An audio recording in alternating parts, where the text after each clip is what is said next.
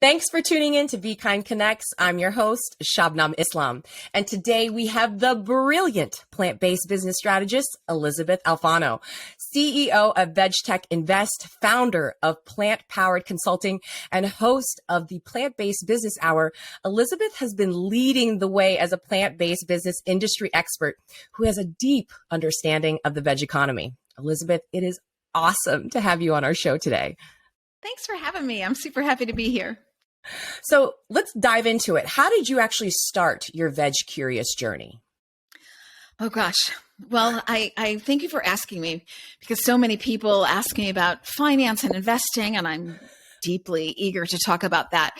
But my story about how I came to this juncture is something I really want everyone to hear. So my earliest memory as a child, more than any other memory, I remember not being able to eat meat. I couldn't chew it. I didn't like it. And I couldn't tell you why. Of course, I was 5, 6 max. All I know is that it just, more than just taste and the texture, chewing, more than that, I didn't want it. My folks, being beautiful people, they love me. I love them back. There's no problem. They were panicked. Oh my God, she's going to die. She doesn't have protein.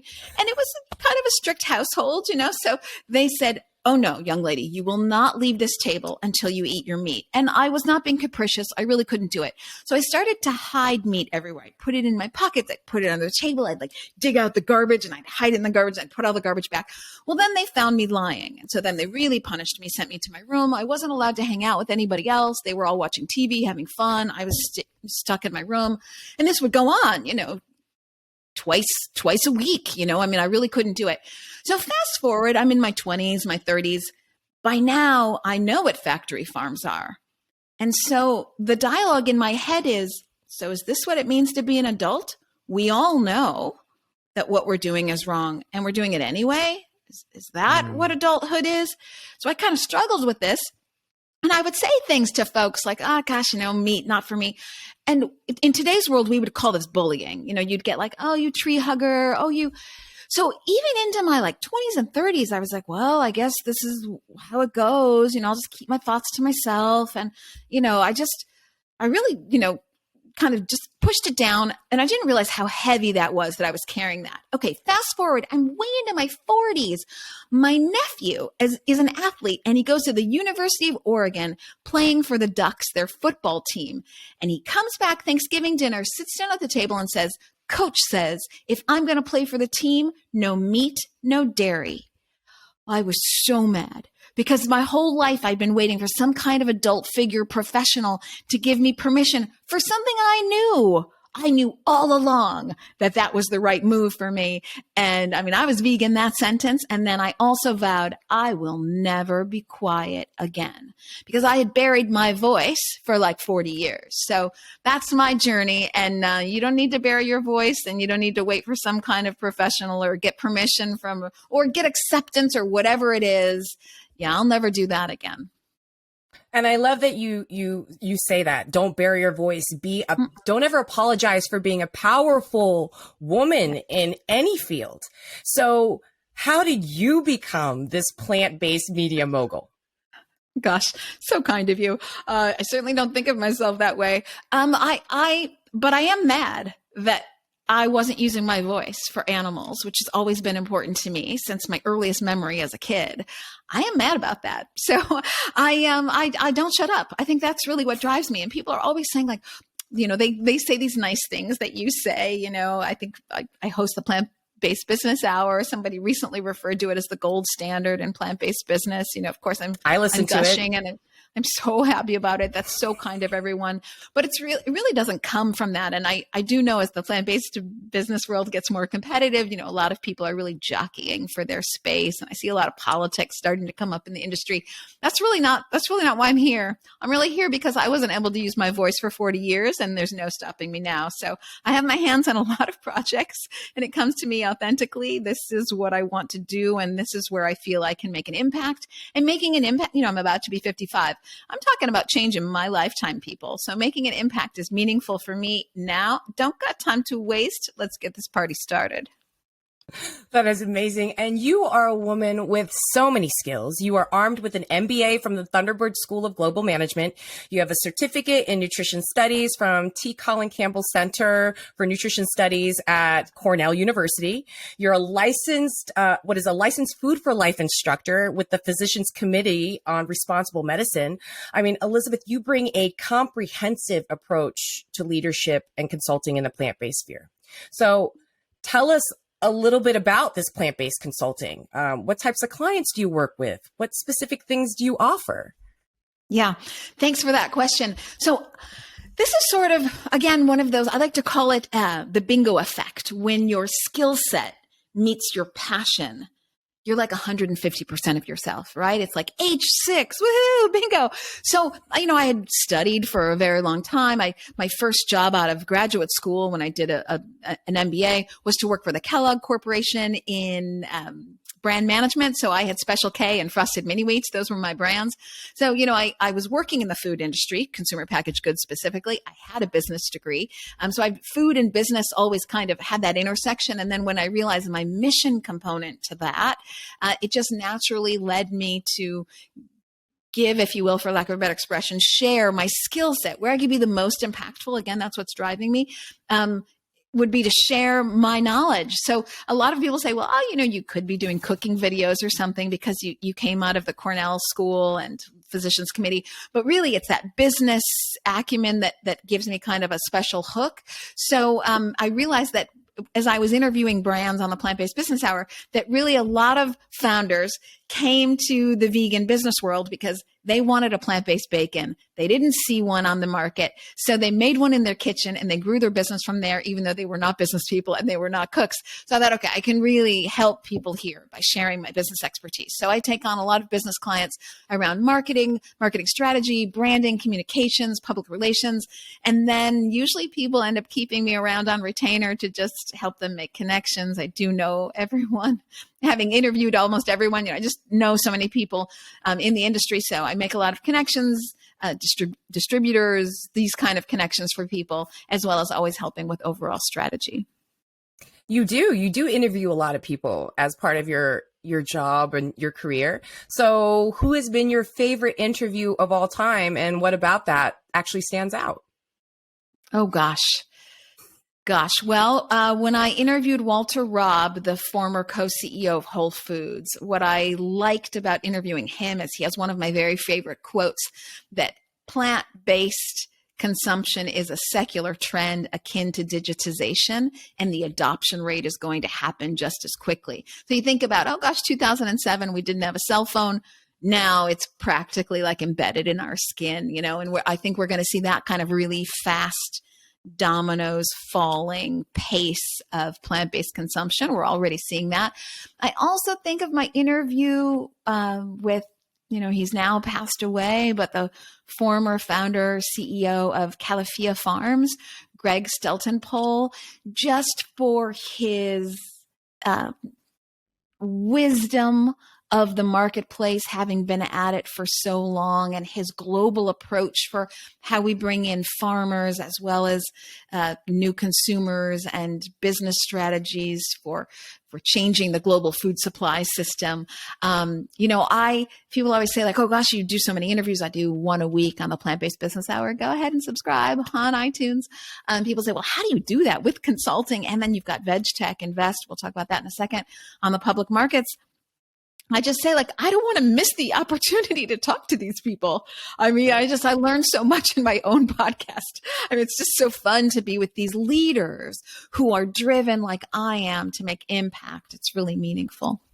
Absolutely. And let's talk about your newest venture, VegTech Invest. What is this, and how does it compare to other competitors who push portfolios with a purpose? I love this. Well, luckily we have no competitors. So that's, been a very exciting, white space for us. So what happened is I was interviewing people on the Plant-Based Business Hour. People subscribed to that, and I would get these individual emails. Tell me I can't participate in venture capital investing because it requires, $100,000 at a pop, and not very many people have that. And then you have to do it like 20 times. to have a portfolio that's diversified enough. Again, not many people can do that. So people would say, I can't afford venture, but I can afford, $300 on the stock market. What stocks should I buy? And I thought, well, I'm certainly not going to tell you what to buy, but I am putting together a list for myself on the public stock market so that I can have a diversified portfolio in the public stock market. And the more questions I got, like, help me, help me, help me, I thought, fine, I will take what I have. And I'm working in conjunction with my co-founder, Dr. Sasha Goodman, PhD from Stanford University, mathematics and time series analysis, et cetera. He's the numbers guy. I took my list and his list, because we had separately been putting together public stock lists. And through our proprietary strategy of investing and weighting the stocks, just that will make sense to those folks paying attention to the public stock markets. So how we put together that list and weighted everything, we thought, okay, now we have a product that the market desperately needs. There's nothing really going on the stock market for our product, which is the VegTech Plant-Based Innovation and Climate ETF. That's the ETF that VegTech Invest puts out. An ETF is an exchange-traded fund. What that means is it's a basket, in our case, a basket of 40 plant-based innovation companies that are innovating with plants to create animal-free products for sustainable consumption in the food supply. So we're the only fund doing that, actually focusing on the companies replacing animals. And, when you have 40 companies, you're diversified. So you're mitigating that risk. So by putting together this basket of 40 with kind of, for lack of a better expression, one-stop shopping, you buy the one ETF and you get exposure to everything. So there's nothing like that in the plant-based world. And we wanted to be the first to bring this plant-based innovation ETF to the market. And it's important for us because, you see the headlines and you hear so much about venture investing, but it's just for the very wealthy. But think about who's the person going to KFC and buying those nuggets. It's the 26-year-old who can't be in venture capital, but they're actually pushing plant-based consumption. So we wanted to have an opportunity for those folks to be able to participate in the growth that they're creating and, of course, drive capital to these companies that are mission aligned for us, which we love. And then obviously, bring that message of plant-based innovation to the capital markets, to the finance world. So Shabnam, we're in the bubble, right? We all know, like, this isn't going away. There's no going back. This is a trend that's here to stay. You'd be amazed. You go to Wall Street, they don't have the message. So if I haven't given you a word in edgewise, I'll just say one last thing. Here's a little anecdotal story just to tell you how important it is for us to bring the message of plant-based innovation and replacing animals to Wall Street. A lot of people talk about ESG investing, so sustainable, responsible investing. I was asked to give a talk about plant-based innovation, and the person who invited me said, it's really important because we want people to know that because of climate change, we're going to start to really see pressure on our food supply system. And I said, actually, it's our food supply system that's putting pressure on the planet and climate change. That's right. They just haven't heard. They just don't know. They just don't have the memo. So I'm really excited. We're always here to, make money, grow business. It's beautiful. But I'm really excited that in addition to, the reasons I've expressed, we're also just communicating this message to the first time to a very large and wealthy, enormous global community that doesn't have the memo. I mean, I love that you say that it's just not, that message hasn't delivered there yet. I did a recent interview with Paul Shapiro, who's the co-founder of the Better Meat Co. And he discusses the traditional resistance that we often experience from the meat and dairy industry, and that maybe capitalizing veganism may be the way to instill mass global change. Like you said, bringing it into Wall Street. So what do you believe are the key strategies to help meat and dairy industry leaders now aiming to enter this plant-based sphere? How can they navigate this and join us? Yeah, it's a great question. And it really is the impetus for what I do in my consulting work, is to help these companies, turn the Titanic, if you will. Shout out Paul Shapiro. Sure do love him. He and I have I'm on his podcast this month and he's on mine. And, it's obviously a love fest with Be Kind. So happy to hear that. Okay. So yeah, a lot of them are interested in the bottom line only. So that's usually how I start that conversation with them. We're mission aligned. They're not, but they do have a mission to make money and to sell product. And they don't really care if that product is meat or not meat. They just need a solid bottom line. And so the business equation for animal agriculture is a bad one. It is ripe for disruption, hasn't changed in like 4,000 years. We still do the same kind of animal husbandry stuff. It's just kind of arcane and bizarre. But the novel technologies that are here to shift that and make it such that we create more food using less resources in a faster amount of time with a more nutritious output that requires less travel. That's brilliant for the bottom line. You save on land, you save on water, you save on expenses. All the resources, right? Animal agriculture so intensive with land, water use, leading cause of deforestation. But 14.5% of the greenhouse gases come from animal agriculture. Carbon footprint. Carbon footprint, exactly. 37% of human-induced methane gases come from cows alone. So, we're talking methane being the most impactful of the greenhouse gases. So lots of information just to say the hook for them is the bottom line. And this is just a much smarter bottom line. Animal agriculture is a really bad mathematical equation. And I think the bottom line goes along the line for the masses. Just to touch up on what you said, like the 26-year-olds going to KFC, they don't have that $100,000 for investment, but they may have $300 in their pocket. And we're starting to see that younger generation shifting into investments in the crypto sphere and playing and dabbling in the stock market. But what would you say to these novice investors? What are the three key strategies that you would recommend to start entering the plant-based market? How should they start looking at investing into this? So happy to answer that question. And you're right. We at VegTech, so VegTech Plant-Based Innovation and Climate ETF, our ticker is EATV on the public market. We are right there playing with the crypto folks, right? So those people who are looking to disrupt the monetary supply system, and we're looking to disrupt the food supply system. So to all those folks on their phone with their Robinhood app, and they've got $200 and they really want to make a difference. First of all, I love you. Second of all, stay true to that.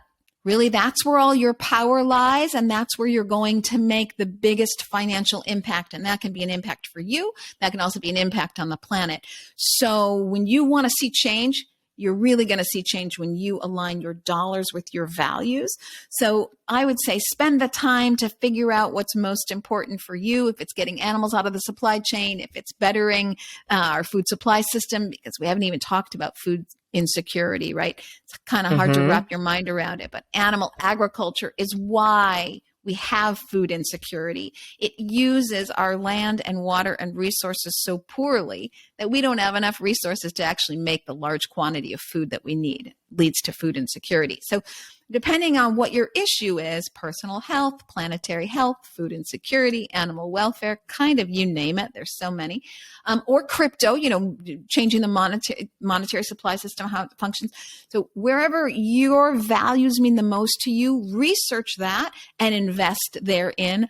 If you're interested in animal welfare and the planet and planetary health, you're going to find VegTech, Eat V. But there are other things, like I say, crypto or other things. So there are even, ETFs on the stock market about gender equality, this kind of thing. So you just got to figure out what's important to you, and then you stay true to that, and you will find the funnel to invest according to your values. And that's really my biggest tip. I love that. And how do you match values with the unforeseen volatility you will see in the market and the trajectory of where we think plant-based investments will go in the next decade? How do we keep young investors in and not worried? Such a good question.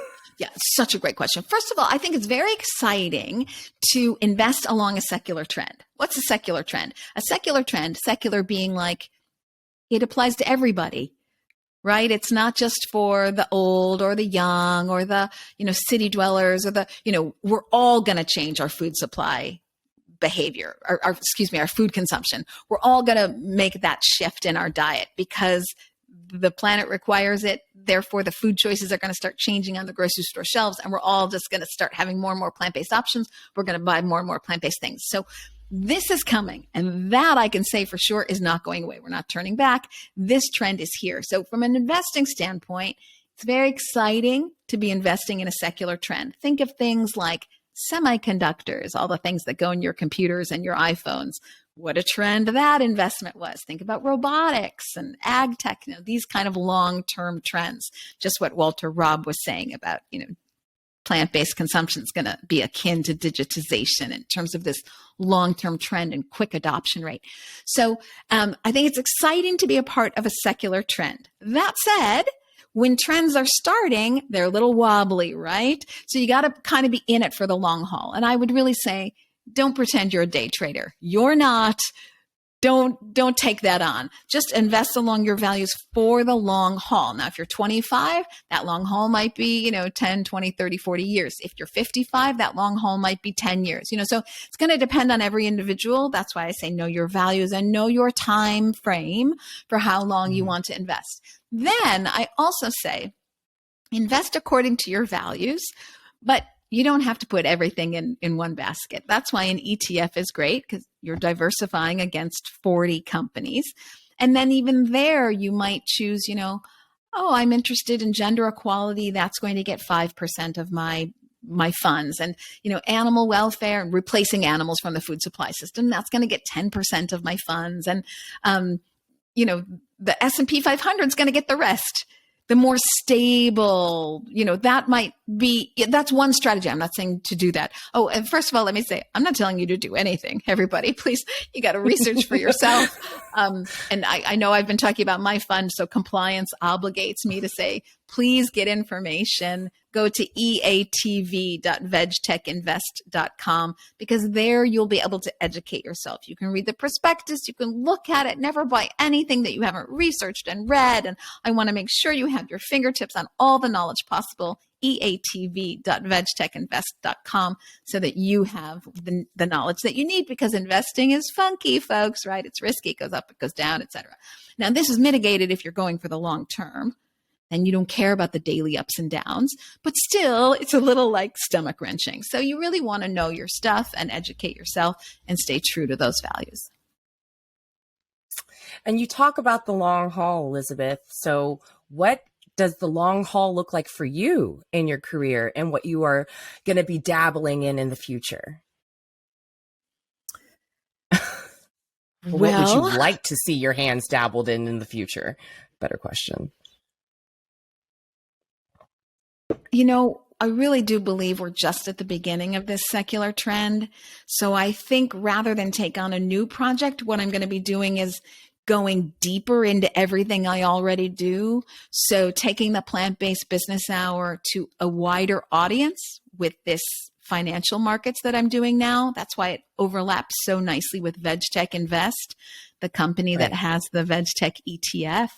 So I think, as I say, we're the only fund that's on this public stock market that people can just go to Fidelity and buy, or Robinhood or whatever they do, Schwab. So I think that's a big wave that we're going to ride. We're going to have more ETFs coming out, more white papers, again, trying to bring that message to the financial community that doesn't get it yet. So we've got a big education curve there to do. More and more plant-based companies are coming to the marketplace. So there's so much consulting work to do. So I feel myself going deeper down this path. I also do, just like you, an enormous amount of public speaking. I recently spoke at the United Nations Compact Leaders Summit on the crossroads of sustainability in our food supply system. I anticipate doing more and more speaking. So I think it's just taking all of these and going larger, bigger, deeper. And it's considering speaking, and you're doing amazing things with amazing organizations. You're locally based in Los Angeles. Is that correct? I split my time between Los Angeles and Chicago. Okay. So have you spent any times in the school systems talking to the children and getting them to start entering this way of thinking? Not particularly financial investing, but I mean, thinking about their impacts, food choices. I love that you say that, because I think, like all environmental conversations, and ultimately the plant-based one is an environmental one and an animal, and it's so many things, but these kind of habits you start early on: how to recycle, how to think about animals not as products, but as actually living beings, and, how to be mindful of your diet and your dietary choices and your cooking habits. I mean, all these things you start young. So you like double, triple down on your impact when you start with kids. It's so fantastic. Yeah. Now, me in particular, because my business skills, I tend to be speaking to business folks, and I tend to try to really divert those major funds to the plant-based arena for real change. But boy, do I love the people who get into those schools. I mean, I do a lot of speaking at the college level. I was about to say, you should be on the college circuit. Yeah, I do that. I've been speaking at Berkeley. I've been speaking at Thunderbird, my alma mater. And there might be some stuff coming up with Northwestern, my undergraduate alma mater. So I do a lot of, and I said recently, the United Nations. So I do a lot of kind of educational speaking, but it tends to be 18 years and up. That's fantastic. Either way, you're making such a significant impact. And we all know that we can grow and change at no matter what age in life we are in. And 100%. So if you were to give anybody a nugget of gold on trying to change their lifestyle and considering more plant-based, what would you say to them? They're just generally trying to change. Just generally trying to change. Just generally trying to change. I would say don't overthink it. Do what you know. Don't try to teach yourself new tricks. Do what you know. What do you already eat that's plant-based? Well, let's see. I'm sure you like hummus. I'm pretty sure you like guacamole. I bet you eat other things that are already, and I'm not saying like salads. It doesn't all have to be a carrot, Try a Beyond Meat burger, and it's not just Beyond Meat. I love Beyond Meat, and, they are one of the companies in the ETF, but, there's a gazillion plant-based options now, folks. Who are we kidding? So just try it and don't overthink it. And sometimes people create rules for themselves, like, I'm going to do lunch on Monday, Wednesday, Friday, and that's how I'm going to start. Just don't make a rule that is anyone else's rule. Back to always use your voice. What works for you? Do what you know. Do what's easy. Start small and do what works for you. Maybe just getting out the door with breakfast that has no animals in it, no meat, no dairy. Just do that every day. See how different you feel. See how much better you feel, and work off of that. Well, thank you, Elysabeth. I mean, that means so much to hear you say, use your voice, stay committed to your values. And we thank you so much for your time and sharing your insight with us. And that wraps up this episode of Be Kind Connects with Elysabeth Alfano. To learn more about plant-based business trends, bring about large-scale global change, check out VegTechInvest.com and sign up for their newsletter to stay up to date on what's emerging in the plant-based industry. And to hear some of the best interviews with the biggest movers and shakers in the plant-based sphere, make sure to subscribe to Elysabeth's podcast, Plantbased Business Hour, on iTunes. I know I do. And to watch this Be Kind Connects episode and many more, subscribe to our Be Kind Vibes YouTube channel. And to stay connected with us and the vegan community, follow us on Instagram and download the Be Kind app today. In a world where cruelty is the main entree, VKind Studios is serving up a new kind of culinary challenge. In each episode of Peeled, contestants face off to be named hottest vegan chef or get peeled into the compost. Tune in summer of 2022 as we cook up compassion. This season, color is in and cruelty is out.